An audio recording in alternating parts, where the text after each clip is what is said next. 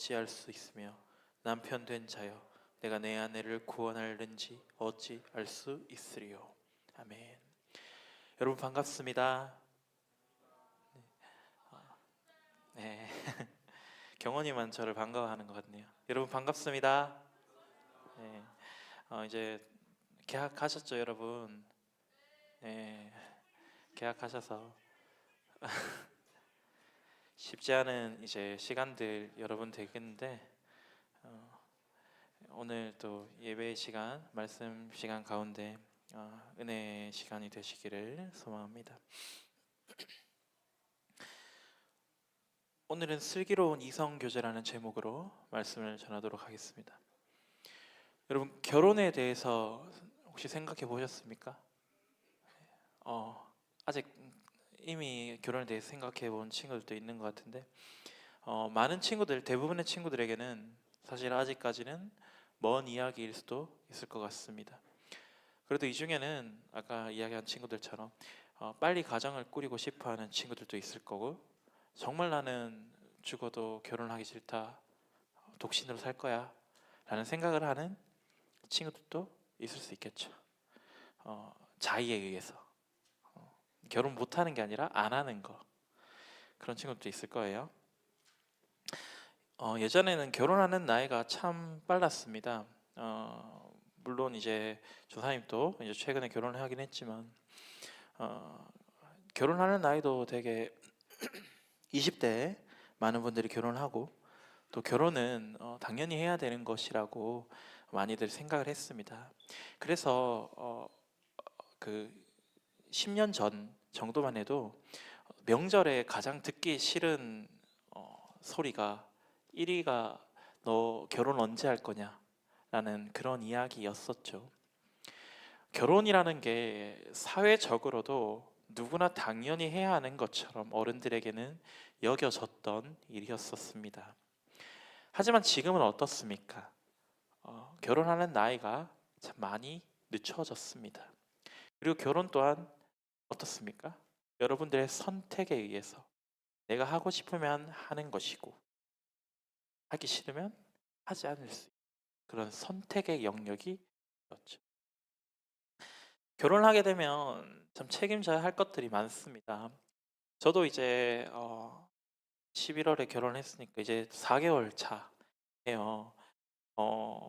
가장 저의 삶에 있어서 많은 변화가 있는 것은 일단은 이제 책임져야 할 가족이 생겼다라는 것이죠. 또 신경 써야 할 것도 많습니다. 그 전까지는 이제 다른 사람이었지만 결혼을 하면서 한 가족이 되고 한 몸을 이루며 이제 서로가 서로를 신경 써야 되고 서로를 살펴줘야 하는 것들이, 그리고 이것저것 따지다 보면은 아, 내가 놓쳐야 할 것, 포기해야 할 것들이 더 많은 것 같습니다.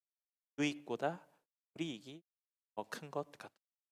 그래서 이제 결혼을 두거나 하지 않는 또 계실 수도 있습니다.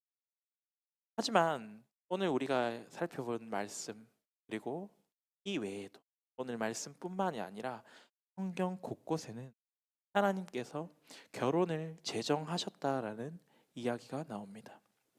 창세기 2장 18절에는요 하나님이 이렇게 말씀하십니다. 아담을 위하여서 사람이 혼자 사는 것이 좋지 아니하니 내가 그를 위하여 돕는 배필을 지으리라 라고 말씀하십니다.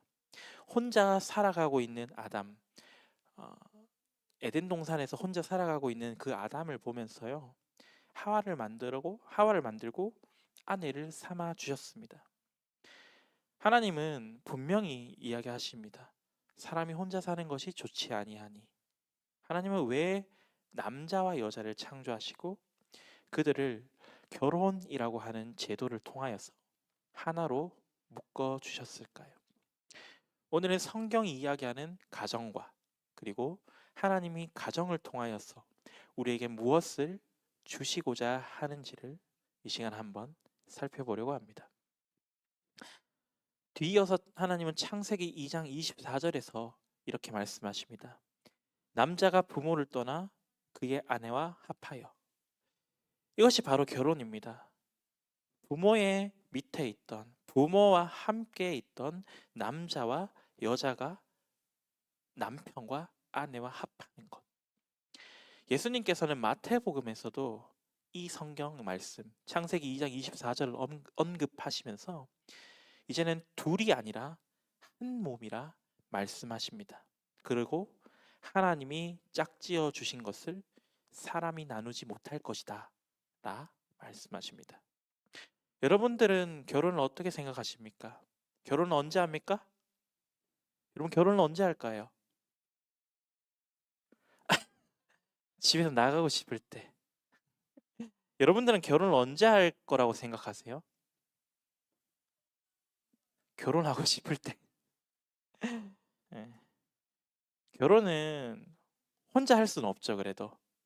그래서 결혼할 상대방, 대상자가 있으면, 그리고 내가 결혼할 그 상대방과 내가 서로 좋으면 그때 우리가 결혼을 한다. 혹은 좋아하는 사람끼리 결혼을 한다라고 생각해요. 자, 그런데 이 말에는 어떤 이해가 담겨 있습니까? 결혼은 내가 한다는 거예요. 결혼은 나와 내가 좋아하는 사람, 나와 결혼의 대상자, 사람이 한다라는 그 생각, 이해가 여기 담겨 있는 것입니다. 하지만 결혼은 단순한 것이 아닙니다. 하나님이 제정하여 주신, 그리고 하나님이 함께 하시는 절차이고 과정입니다. 우리가 오늘 말씀을 통해 살펴볼 것이고 창세기의 말씀을 통해 보았던 것처럼 하나님은 사람과 함께 하시기로 약속하시고 그들을 결혼이라는 관계 가운데 맺어 주셨습니다. 그런데 여러분, 세상에는 이 결혼, 세상의 법적인 절차로 이 결혼이 성립되죠. 그러나 많은 사람들은 이 법적인 절차를 어떻게 합니까? 무너뜨리기는, 파기하는 사람들도 종종 있습니다. 제가 최근에 이제 혼인신고를 했어요. 결혼하고 이제 좀 바빠가지고 계속 혼인신고를 못 하다가 최근에 이제 혼인신고를 하러 갔는데 그 이제 혼인신고를 하러 가면은 이제 접수증을 주거든요, 여러분. 이제 도장 찍기 전에 이제 접수증을 줘요. 그런데 그 접수증에 어, 남편과 아내의 이름이 있는데 그걸 보면서 아, 정말 이제는 법적인 부부가 되었구나, 하나가 되었구나라는 그런 생각이 들었어요. 그런데 법적으로도 그렇게 하나가 된다라는 게 참 무거운 것이고 의미 있는 일인데 세상의 법이 아니라 하나님이 결혼을 직접 제정하시고 그 결혼이라는 절차를 하나님이 책임지시고 만드셨다라는 거예요. 여러분, 이 결혼은 이렇게나 중요한 것입니다.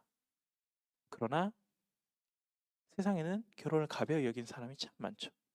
그리고 예수님이 계실 당시에도 이런 사람들이 참 많았어요. 아까 제가 이야기했던 것, 예수님께서 마태복음에서 창세기를 언급하시며 이제 둘이 아니라 한 몸이라 말씀하셨고 하나님이 짝지어 주신 것을 사람이 나누지 못하리라라고 말씀하셨습니다. 왜 이런 얘기를 하셨을까요? 왜? 바로 예수님께 질문하는 사람이 많았기 때문이에요.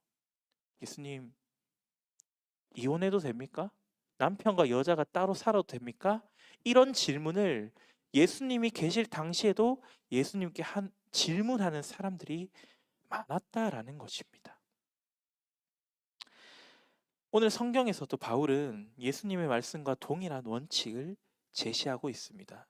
우리 오늘 말씀 고린도전서 7장 10절과 11절 두 절 말씀을 우리 한 번 더 읽어 보도록 하겠습니다. 우리 10절과 11절의 말씀, 우리 성경을 펴서 함께 읽도록 하겠습니다. 고린도전서 7장 10절과 11절 말씀 우리 찾으신 분들 함께 읽도록 하겠습니다. 시작. 결혼한 자들에게 내가 명하노니 명하는 자는 내가 아니요 주시라.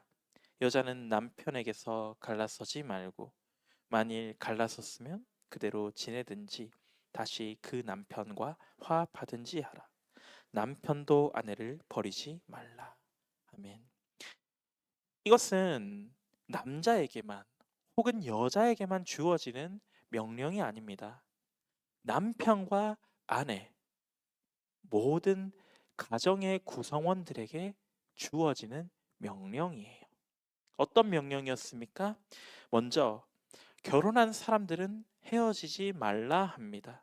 그리고 부득이하게 헤어졌다면 그대로 지내거나 다시 화해하라고 합니다. 이것이 무슨 말입니까? 다른 사람 찾아가지 말라는 거예요. 하나님이 분명히 처음 그들을 짝지어 주시고 처음 그들의 결혼을 제정하셨다면, 분명히 하나님이 짝지어 주신 짝이라면 하나님의 명령을 따라 행해야 한다라는 것입니다. 하지만 우리는 주변에 TV 프로그램이라든지 이런 걸 보면 어떻습니까? 이혼 절차를 밟는 사람들, 그리고 이혼 이후에 또 뭐 여러 많은 사람들을 만나고 새롭게 다시 또 결혼하는 이런 TV에 많은 사례들 나오는 것 본 적 있을 겁니다. 그들은 왜 그렇게 행동하고 있을까요?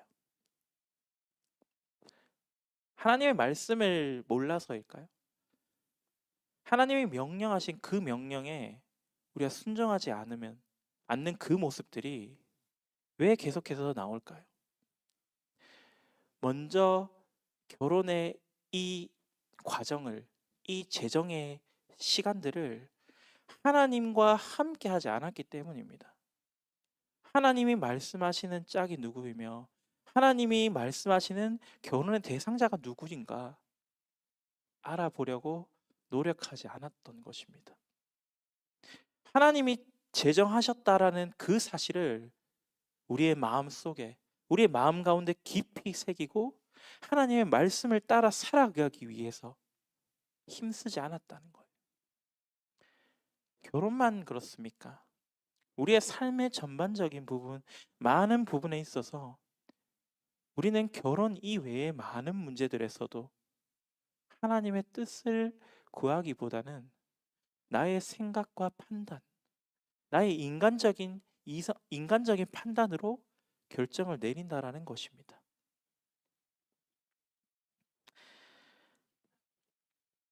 우리 친구들 중에서도 이런 고민을 가진 친구들이 있을 겁니다. 어떤 고민이냐면요. 조사님, 제가 좋아하는 친구가 생겼는데 이 친구가요, 교회를 안 다녀요. 이런 고민. 여러분 있으시죠?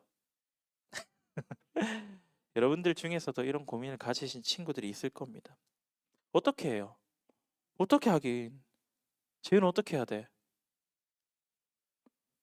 사귀지 마. 물론 좋습니다. 전도하는 거. 당연히 전도해야죠. 교회를 다니지 않는 친구들. 그런데 10중 8구가 이 질문을 하고 다음날 이제 사귀어서 와요. 전도사님한테. 전도사님, 저 그 친구랑 어제 이야기했던 그 친구랑요 사귀기로 했어요. 그럼 어떻게 해야 될까요? 재윤아. 그렇지. 그렇지. 이에 대한 대답은 전도사님이 하는 것이 아니라 성경에 바울이 이야기해 주었습니다. 바울은요, 오늘 말씀에서 믿지 않는 사람이 계속 함께 살기를 원한다면, 서로 좋아한다면 헤어지지 말고 같이 살아라 라고 이야기합니다. 그러나 더 중요한 것이 있습니다. 더 중요한 것은요, 우리 오늘 말씀 14절 말씀을 우리 한 번 더 읽어보도록 하겠습니다. 14절 말씀 우리 함께 읽도록 하겠습니다. 시작. 믿지 아니하는 남편이 아내로 말미암아 거룩하게 되고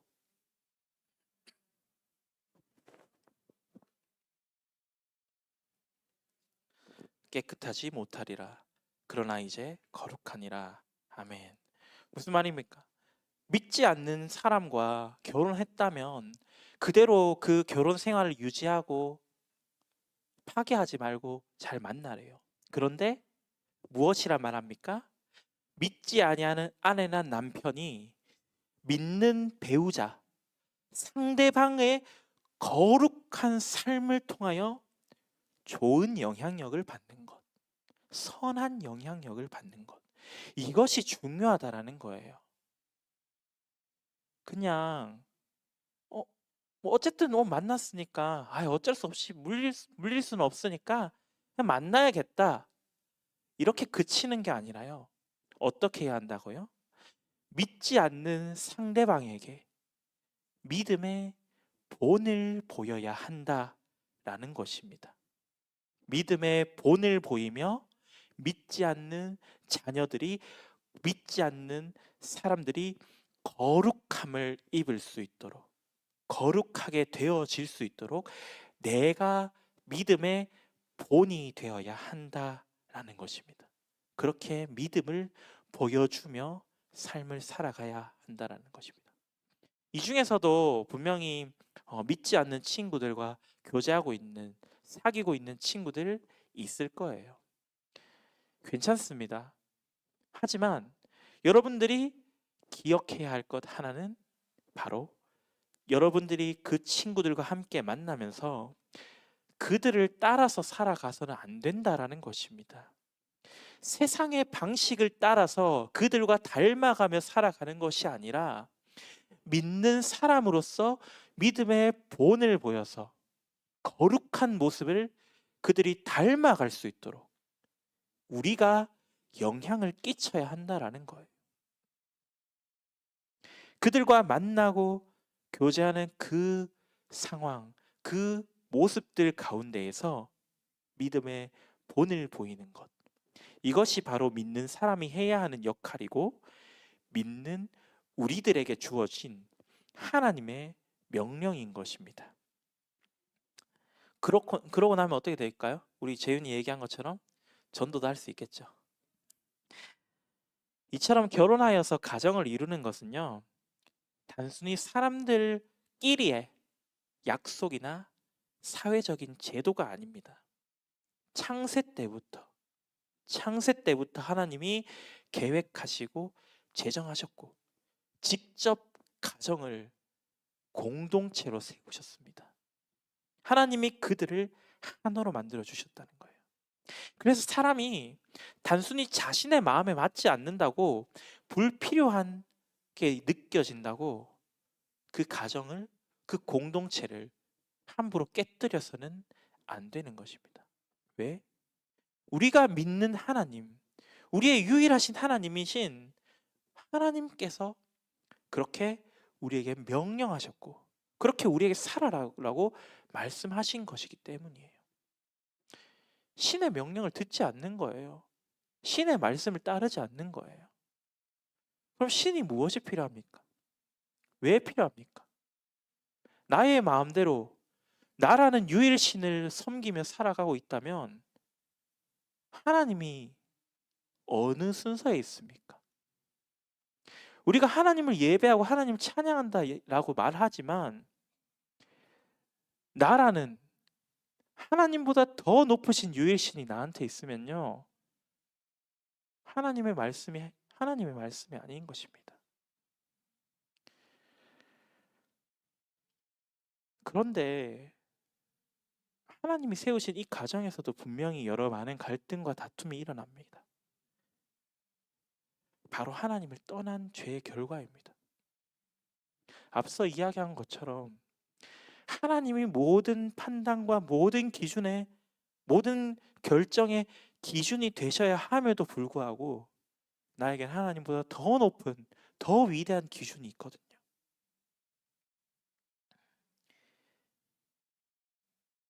하나님께로 다시 돌아가는 것, 하나님의 기준을 따라 살아가는 것, 이것이 참 중요합니다. 그러나 쉽지 않습니다. 그 과정에는 분명히 서로의 부족함을 인정하고 하나님 앞에 기도함으로 우리의 삶을 다시 내어놓을 때 하나님이 세우신 가정, 그 공동체를 회복할 수 있는 것입니다. 이제 말씀을 정리하도록 하겠습니다.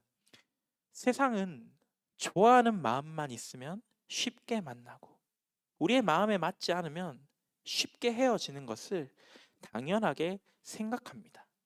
결혼하기 위해서는 어떻게 해야 됩니까? 일단 뭐 만나봐야지 라고 우리가 쉽게 얘기해요.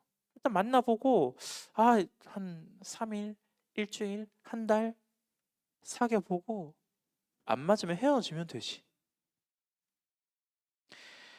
하지만요, 오늘 성경은 우리가 맺고 있는 이 깊은 관계, 가정이라는 이 관계를 이루고 있는 결혼, 이 결혼을 무엇이라 말합니까? 하나님이 친히 묶어주신 무겁고도 영광스러운 것이라 말씀하십니다. 여러분, 당장 여러분들에게 결혼을 하라는 것은 아닙니다. 여러분들은 아직도 해야 할 것들도 너무 많고 여러분들이 경험하고 겪어야 할 것들도 너무나도 많습니다. 누려야 할 것들이 너무 많아요.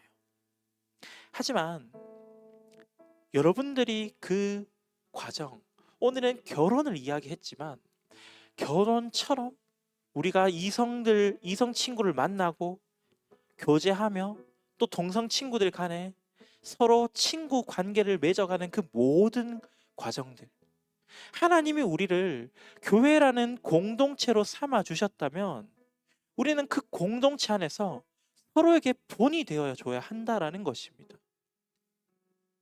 가정이라는 공동체를 맺어 주신 하나님께서 그 가정보다 더 큰 이 교회라는 공동체를 맺어 주셨어요. 여러분들이 만약 믿지 않는 친구들과 교제하고 있다면, 혹은 여러분들의 주변에 교회를 다닌다고 하지만 믿지 않는 것처럼 보이는 친구들이 있다 한다 하더라도 여러분, 그들의 방식과 문화를 따라가서는 안 됩니다. 여러분들 그렇게 다른 믿지 않는 자들의 방식과 문화를 따라 살아가는 것이 아니라 하나님은 그 관계 속에서도 거룩한 영향력을 끼치는 여러분들의 삶을 살아내기를 원하시는 것입니다. 그 거룩한 영향력을 흘려보내는 자들로 세워져 가기를 원하시는 것입니다. 여러분들의 말과 행동, 여러분들이 양보하고 책임지는 이러한 모습들, 세상은 보이지 않는 모습을 통하여서 믿는 사람의 본을 보이는 것, 그를 통하여 믿지 않는 지체들이, 믿지 않는 친구들이 하나님이 어떤 분이시길래, 하나님이 누구길래 저런 모습을 보일 수 있을까? 이것이 바로 믿는 우리에게 하나님 허락하신, 하나님 맡기신 거룩한 책임이라는 것입니다. 여러분, 훗날 하나님이 짝지어 주신 여러분들의 가장 아름다운 가정을 축복합니다. 여러분들을 통해 일하실 하나님의 가장 아름다운 공동체를 축복합니다.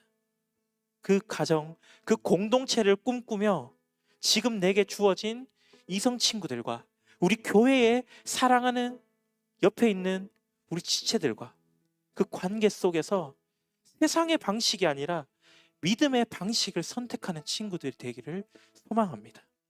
그렇게 내가 있는 이 자리, 내가 처한 이 상황에서 거룩한 본을 보이며 살아가는 우리 사랑하는 파워고등부 친구들과 우리 여기 계시는 모든 성도님들이 되시기를 간절히 소망하고 기도합니다. 함께 찬양하며 나아가겠습니다. 우리 삶의 작은 일에도 함께 찬양하며 나아가겠습니다.